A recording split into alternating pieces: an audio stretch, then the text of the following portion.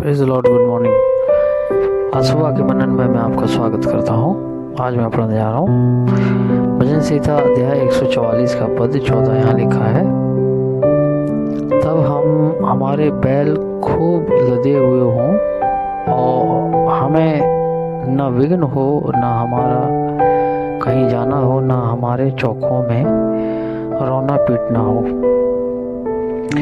मेरे जीजो, ये परमेश्वर का जन प्रार्थना कर रहा है। ये एक प्रकार से ऐसी प्रार्थना है कि हम परफेक्ट ज़िंदगी बिता रहे हैं। हमारी ज़िंदगी में कोई दुख नहीं है, कष्ट नहीं है, परेशानी नहीं है, मुसीबत नहीं है। अगर इसी अध्याय के अंदर आप देखेंगे भजन संहिता 144 12 से लेकर 15 तक, यहाँ भजनकार प्रार्थना कर रहा है परमेश्वर से कि परमेश्वर तू मुझे इस प्रकार का जीवन दे कि मुझे तसल्ली मिले, मैं आराम से रहूं, मेरी ज़िंदगी में किसी प्रकार का कष्ट ना हो। ऐसी दशा में जो राज्य होगा वो क्या ही धन्य होगा जब परमेश्वर इस प्रकार से काम करेगा, परमेश्वर यहोवा इस प्रकार से काम करेगा। हमारी लड़ाई ना हो किसी से, हमें कहीं जाना ना पड़े और रोना पीटना ना हो। रोना पीटने के लिए दरअसल इब्री शब्द जो है वो है कंप्लेन। जीवन में कंप्लेन ना हो। हमारे जीवनों में कंप्लेन होती है, कंप्लेन करते हैं कई चीज़ों को लेकर, वो ना हो।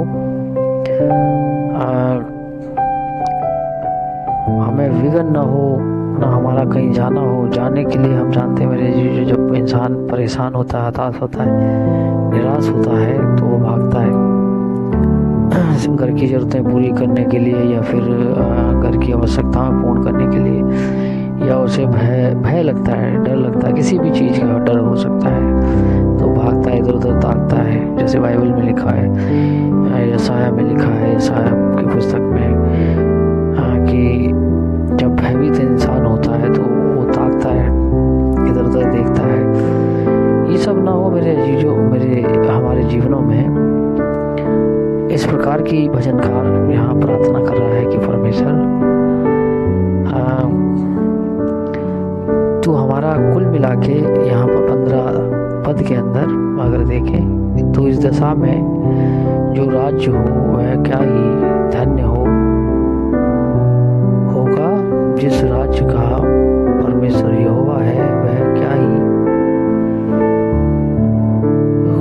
क्या ही धन्य है। मेरे जो परमेश्वर यहोवा ये आपसे वादा नहीं करता कि आपके जीवन में परेशानी नहीं आएगी, मुसीबत नहीं आएगी, लेकिन उसका वादा ये है कि प्रॉमिस ये है कि वो आपको बचाएगा।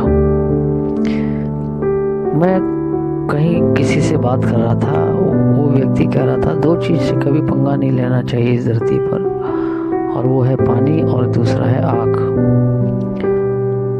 पानी जब बाढ़ आती है तो बड़े से बड़े महलों को भी उड़ा कर ले जाती है, बड़े से बड़े चीज़ को वो अपने साथ ले जाती है। आग ऐसी चीज़ है जो हर किसी को राख कर देती है। बाइबल में परमेश्वर की प्रतिज्ञा है कि परमेश्वर ने प्रतिज्ञा दी है कि ना, जब तू आग में होकर चलेगा तो आग तुझे जला नहीं पाएगी और पानी तुझे डुबा नहीं पाएगा। मेरे जो है, जैसे मैंने कहा कि परमेश्वर ने प्रतिज्ञाएं करी है कि परमेश्वर आपको उस मुसीबत से, जिस मुसीबत से आप होकर गुजर रहे हैं, उससे आपकी हिफाजत करेगा। ये उसकी प्रतिज्ञा है। उसकी प्रतिज्ञाओं को आप अपने जीवन में जब दावा करते हैं कि परमेश्वर तुझे ये प्रतिज्ञा है, तूने मुझे प्रतिज्ञा दी है कि परमेश्वर तू मुझे उस मुसीबत से बचाएगा, तू मेरी हिफाजत करेगा। मेरे जी, जो आपके जीवन में कुछ भी समय घटित हो रहा है, आप बेहतर जानते हैं, परमेश्वर बेहतर जानता है आपके बारे में। उसके लिए आप प्रभु के पास आए, प्रभु से प्रार्थना करें, प्रभु की इस प्रतिज्ञा का दावा करें अपने जीवन में कि परमेश्वर तू मुझे छुड़ा बचा। प्रभु आशीष दे।